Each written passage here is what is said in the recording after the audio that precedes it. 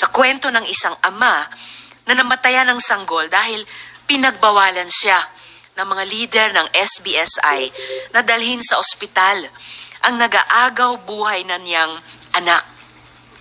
Hindi na pagamot hanggang pumanaw na lang si baby. At mas masahol, basta-basta na lang nilipat ng libingan. I understand that this father is here today at atin siyang makakapanayam. Ngunit, ako po'y nagsaliksik pa ng mas malalim at pinagtanong-tanong ko kung sino-sino ba ang namatayan ng anak na sanggol sa kapihan. I was shown this sheet of paper.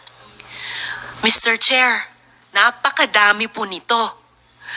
In fact, if our informants are to be believed, higit 200 ang namamatay na mga bata from the ages of newborn to 4 years old. If this is true, why so many dead babies? Why are we allowing children to die? Diba natin inaalagaan ang mga sanggol sa kapihan? Diba padron po ninyo si Santo Niño? Bakit nangangamatay ang mga ninyo at ninya? Mamaya po tatanungin ko sa NBI na kasama sa exhumation what findings they can share with us. Kasi nakakabahala talaga. Kung hindi man pinatay na sadya, ay pinatay sa kapabayaan. At mula naman po sa baby, papunta naman sa elderly. Walang patawad itong mga leader ng SBSI. Mr. Chair, gusto ko sana siya ipaimbita sa inyong komite, sa ating mga komite sa hearing ngayon, ngunit napakalaman ko na siya ay sobrang tanda na at matindi ang mga sakit sa katawan. I would like to play this video of Manong Pedrito, taken by my staff.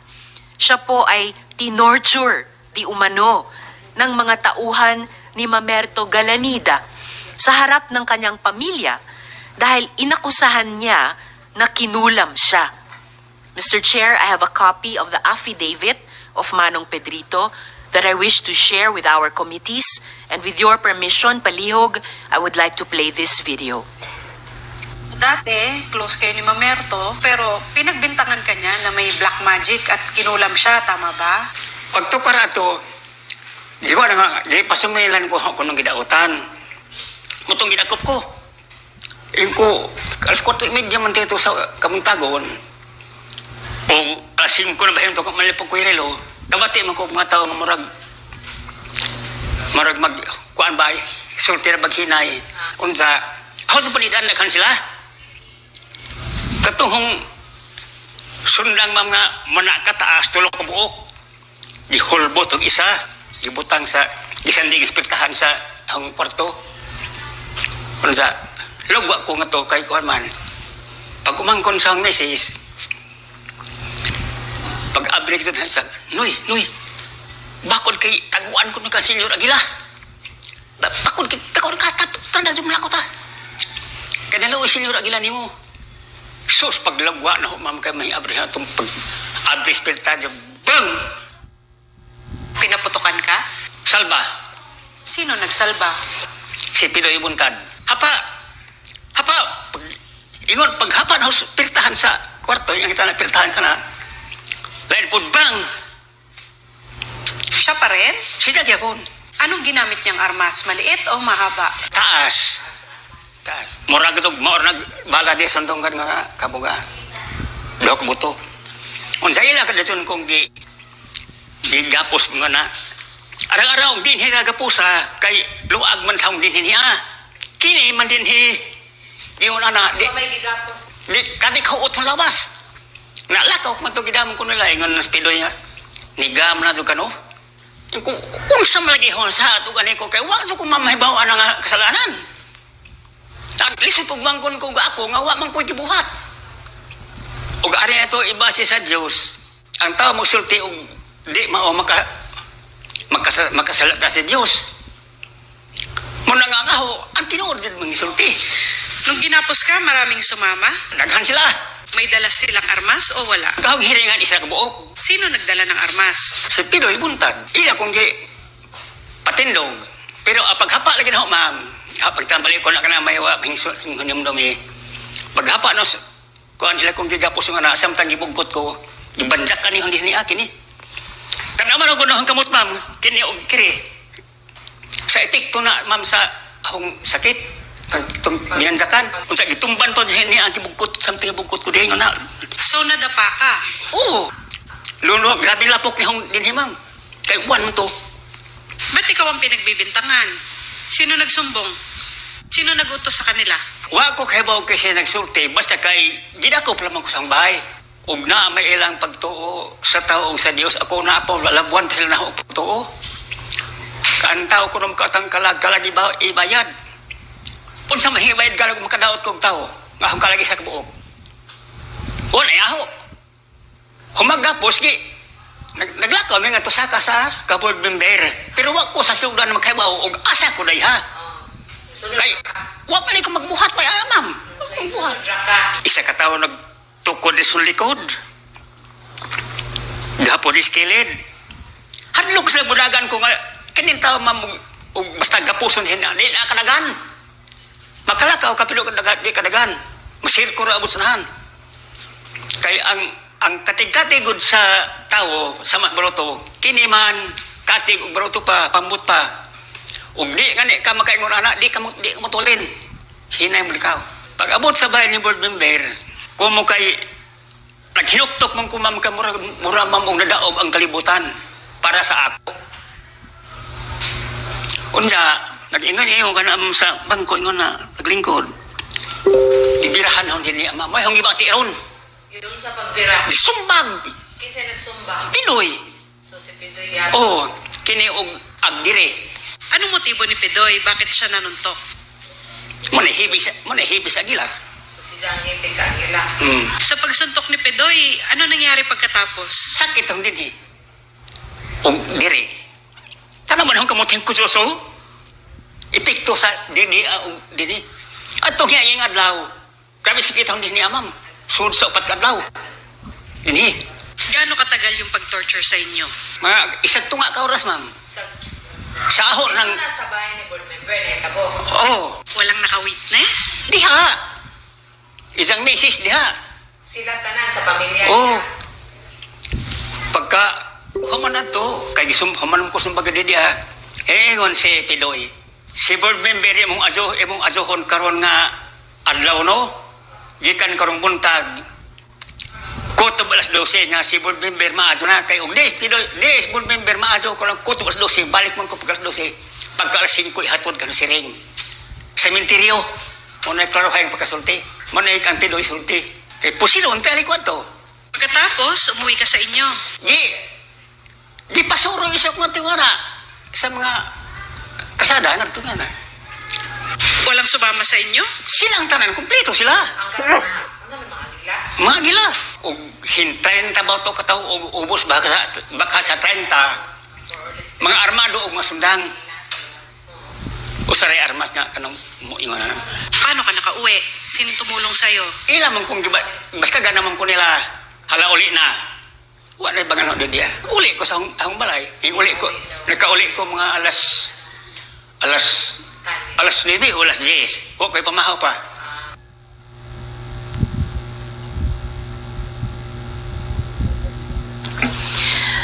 Mr. Chair, si Manong Pedrito ay naka-standby po para makapag-zoom kung sakaling sa hearing po natin ay meron kayong mga tanong. At dahil po, Mr. Chair, yung akin namang pong original na pakay ay i-expose ang sapilitang pagpapakasal sa mga menor de edad, clear acts of sexual violence. I wish for our committees to hear the testimony of one alias Chloe na ikikwento kung paano siya kinulong kasama ang lalaking pinili na maging asawa niya para sila ay mapilitang magdalig. Mr. Chair, gaya nyo po, gusto ko po na magtatapos ang hearing na ito, hindi lang na haharap sa batas ang mga may sala, kundi matiyak natin bilang Senado na hindi mapapabayaan ang mga miyembro at dating miyembro ng kultong ito. I trust that the DENR, Your seats. Mr. Chair. Yes, go ahead, Senator Risa. Salamat kaayo, Mr. Chair. Bago po isagot ni Sir Randolph yung tanong ng Chair, i-share ko lang po sa inyo, Sir Randolph, yung amin po ni Chair Doroy at ng aming mga komite na pakikiramay po sa inyo dun sa pagkamatay ng inyong baby. At kung, opo, Salamat po, ma'am. at kung maaring ikwento nyo na po, yung itinanong po, ano po nangyari kay baby? Ako pala si Randolph Dison Malbarino. Pwede po ba na may magbisaya, sir? Pwede po. Okay. Salamat. Sa niadtong December 14, 2020, niadtong adlaw sa kadlawon dito ko nanagat. So pag uli na ako pagkahapon dito na nahibaw-an na akong bata ang akong asawa nga nanganak na dahil siya. Mr. Chair, kung maaring si Attorney Dano mag-translate lang sa sinasabi ni Sir Randolph. Thank you po. Thank you, Senator Risa. Attorney Dano, you are the legal counsel of Task Force Kapihan. Yes po. Andito ka na last time, di ba? Yes po. Okay. Resource person Please po sila. translate para for everyone's consumption. Thank Okay? you, thank you. Thank you. Go ahead. December 14, 2020 nanganak ang asawa. Noong December 14, 2020, nanganak yung asawa ko. Ni atong kadlawon atong adlaw dito ko nanagat. Ja pagkahapon dito na nahibaw-an na nanganak na dahil ang asawa. Early morning, madaling araw, nanganak na pala yung asawa ko. Pero galing ako ng nangingisda. Pagdating ko, nanganak na yung asawa ko. Mauto na pag-abot na ako sa bahay, sugat akong bata nga nabilin sa bahay. Kaya dito naman ang asawa sa function hall, paanak. Sinalubong ako ng anak ko. Pagdating ko sa bahay, andun na pala yung asawa ko, nanganak doon sa function hall. Na tinatawag nila na Medica Perpetua El Salvador. Tinatawag na Medica Perpetua El Salvador. Mauto nga, Sandali.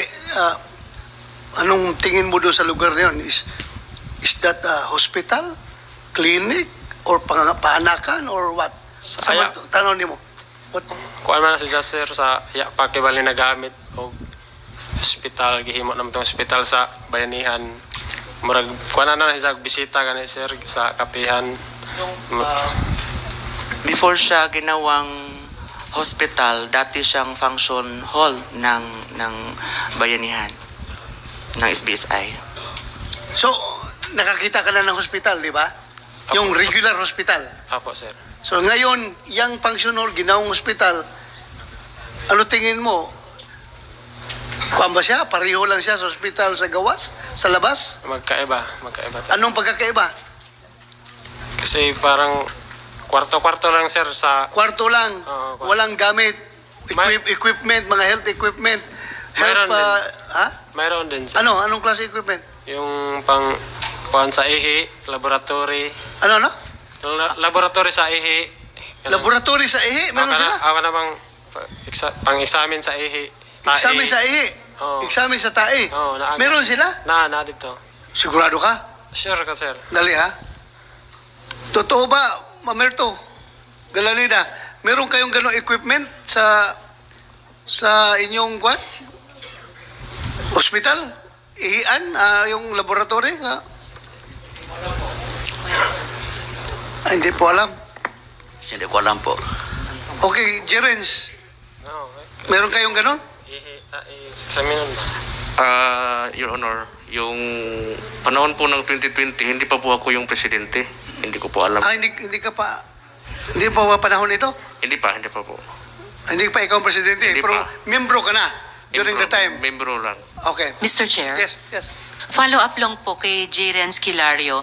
Sabi nyo 2020 nung nangyari ito sa baby ni Sir Randolph, hindi pa kayo presidente ng SBSI. Pero di ba nung 2019, the year before, nung lumindol, kayo yung nagtawag sa mga tao na umakyat mula sa poblasyon, paakyat dun sa kapihan? Hindi po ako, hindi po. Kasi hindi ko yung presidente. So, ordinary Terence, member lang po ako. Makinig ka ha. Nakakulong ka na ngayon, tapos magsinungaling ka pa ha. 2019, lahat sila, whether yung bumaligtad na membro ninyo o yung mga nandoon sa loob, ikaw ang tinuturo 2019 na nag-auhag, nagkuhan sa kanila na umakyat kayo dito at matutunaw ng mundo. Ikaw ang sinasabi. Hindi ka pa nga presidente noon, but you were recognized as Senior Aguila already. Hindi ka pa na presidente dahil buhay pa yung dating presidente at that time. Hindi pa ikaw presidente, pero acknowledged leader ka na nila, Senior Aguila. Hindi po. Kasi yung leader namin yung presidente at hindi po yan totoo. Yung nga, sinasabi na nga na ikaw si Senior Aguila at that time pa. Are you Senior Aguila or not? Yung Senior Aguila po is screen name ko lang po yun. Kaya nga, sino yung screen name na yan? Ikaw o hindi? Ako yung... O ikaw pala eh. O sino pang ibang Senior Aguila na sinasabi nila ngayon na nagtawag sa kanila na umakyat na kayo dito sa kapihan at matutunaw na ang mundo. Yung dapa na yan, matutunaw na. Kapihan na lang ang maiiwan. Matira. Yung Aguila cluster, hindi lang po naman ako yung Aguila. Kasi yung... Wala akong sinasabing Aguila cluster. Ang sinasabi ko, Senior Aguila. Are you or are you not Senior Aguila? Sa screen name ko lang po, Senior Aguila. Kaya nga, ikaw si Senior Aguila, di ba? Opo, opo. Oh, wala namang ibang tinutukoy dito, Senior Aguila, na reincarnation of the Santo Niño. Sige lang, mawala tayo dito. Yung tinawag na Senior Aguila na yung screen name ko is 2021 na po yung nakaregister yung... 2019 ka pa sinatawag na Senior Aguila, kaya nga, pinaakyat mo yung mga tao sa kapihan. Hindi po yun totoo, Your Honor. Mr. Chair, Yes, pwede sorry. natin ipa-examine yung records nung naunang hearing natin. Well, kahit na hindi na Kailan? examine, 2019. very clear. Opo. Very clear, Senator Ray, sa lahat. My memory is very fresh, and if you go by all the affidavits of all our resource persons, 2019 pa, Senior Aguila na ang tawag sa kanya. But anyway, babalikan kita mamaya. Patuloy mo, Randolph Balbarino. Moto nga pag naghumanahog ilis ngadto ko sa function hall na may giila na mo nga Kibali Hospital. Pagkatapos kong magbihis, pumunta ako agad sa function hall na hospital namin. Moto nag-istorya mi sa akong asawa o gidara kong gisubayan o unsay nahitabo sa isang pagpanganak. Pagdating ko doon, nag-usap kami ng asawa ko at sinasalaysay niya yung nangyari sa panganganak. Matod pa ni akong asawa nga si Milani nga naglisod siya panganak tungod kay ang bata nag-una ang tiil. Ayon sa kanya, sinabi sa akin na nahirapan siyang manganak dahil nauuna yung paa. So, breech birth po. Suhi. Parang suhi. Suhi sa Suhi. lagi. suhi. Moto nga subay siya nga dili murag kasurindiro na siya tungod kay ngani ingon siya lugos na siya kaginhawa. Muntik na siyang bumitaw, nahirapan na siyang huminga. Motong ikasaban siya sa mga kumadrona na dili magtalaw-talaw kay maunsa man siyang kinabuhi og mo kibali mo surrender siya sa na dili niya may pagawas ang maong bata. Pinagalitan siya ng mga komadrona yung nagpapaanak sa kanya na dapat di matakot. Moto nga So, Sir Randolph, so nung yung asawa nyo, muntik nang bumitaw, nahihirapan huminga, Hindi ba tinulungan, guminhawa ang pakiramdam ng isang bagong panganak ng mga kumadrona? Pinagalitan lang, hindi ba siya mas inalagaan pa? Ang ilang gibuhat sa mga kumadrona kay para to ma-confident ijang nahon na nga ipagawas ang bata kay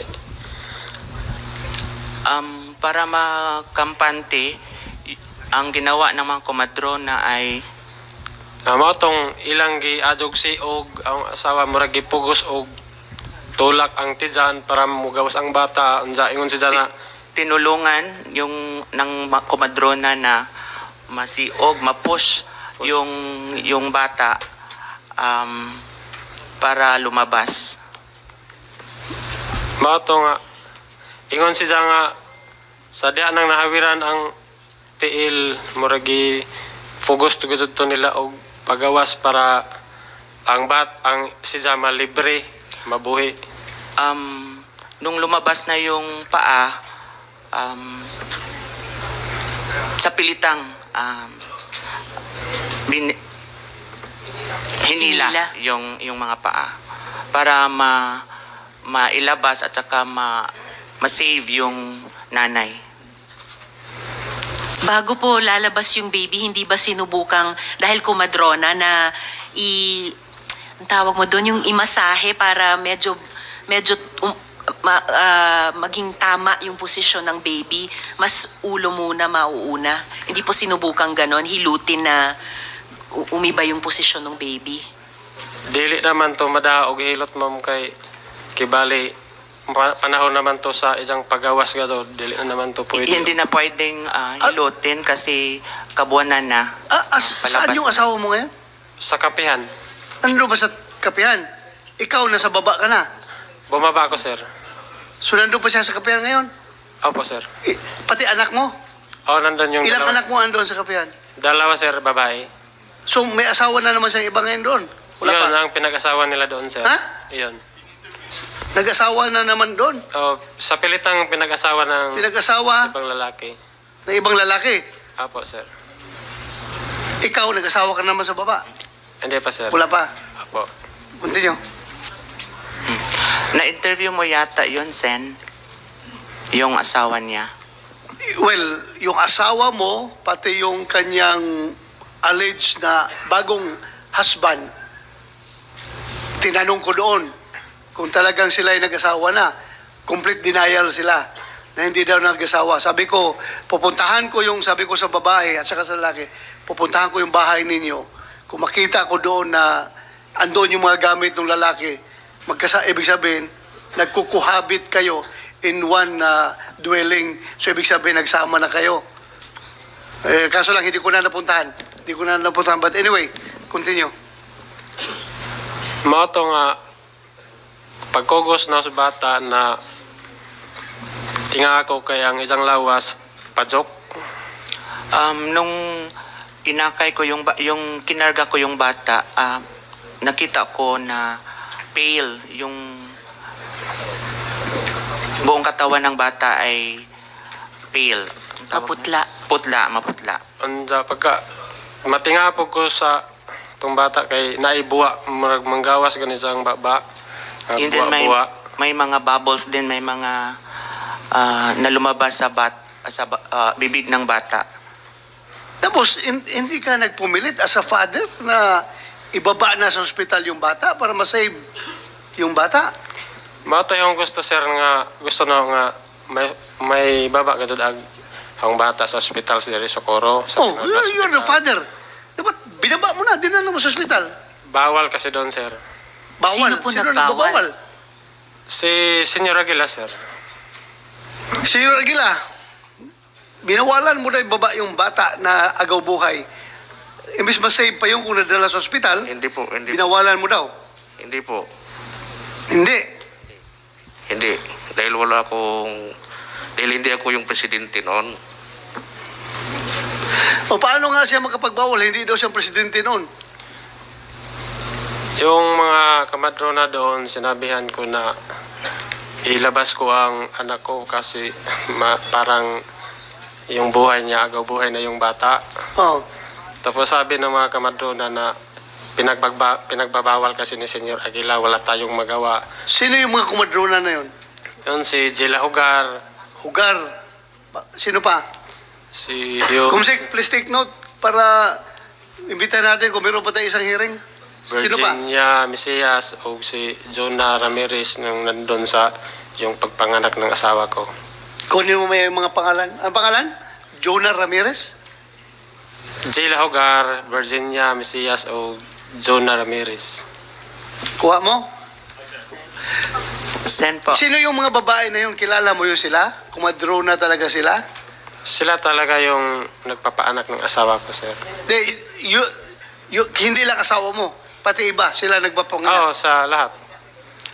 Sen, ito yung mga untrained hilot.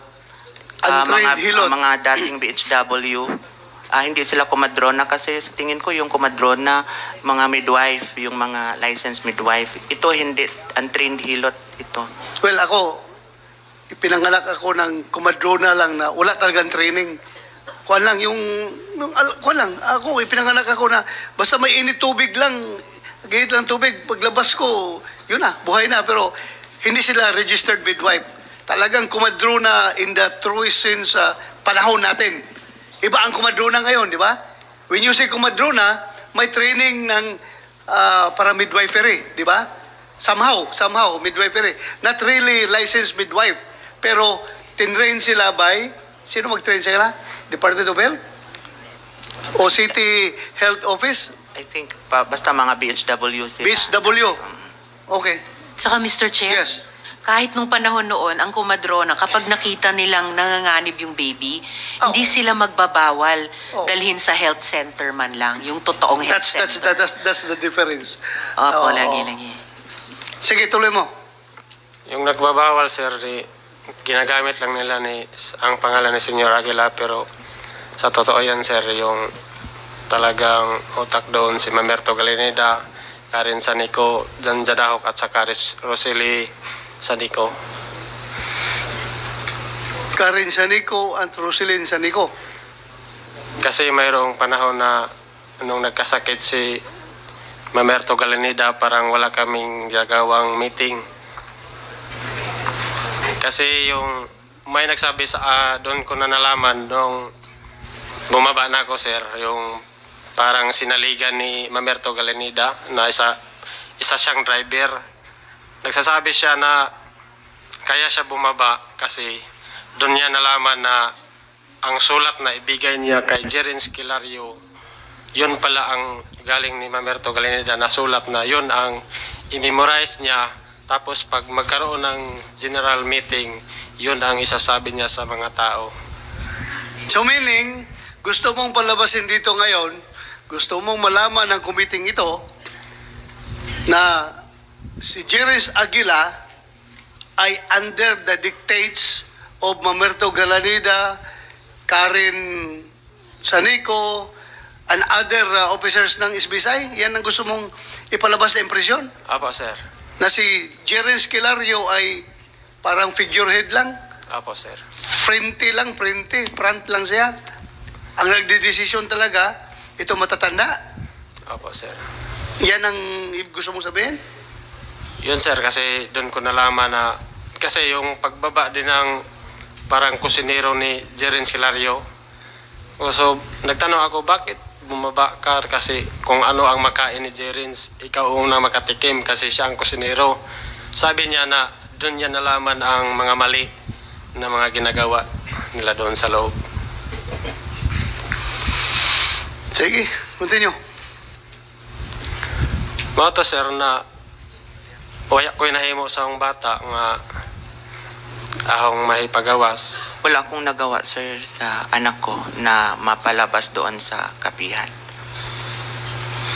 So, namatay lang yung anak mo doon. Di pa, pagka-pit sa 15 sa December 2020, Ilang days siya buhay? 2, sir. 2 days. Opo. After Pero that, hindi pa siya nakaiyak, sir. hindi pa nakaiyak. Oo. Mula ng pagdating ko, hindi pa siya umiiyak. So parang hindi siya nakaunang paghinga kasi Oo hindi po. pa siya nakaiyak Oo, yung pagkapanganak. lawan niya, yung palaging lumalabas yung bula. Bumubula lang. Oo po. Alam nung asawa niyo na humihingi kayo ng permiso na ibaba yung baby nyo sa ospital. Oh, ako sa nga siyang giingnan na ato ning igawas kay og dili na to ni pa hospital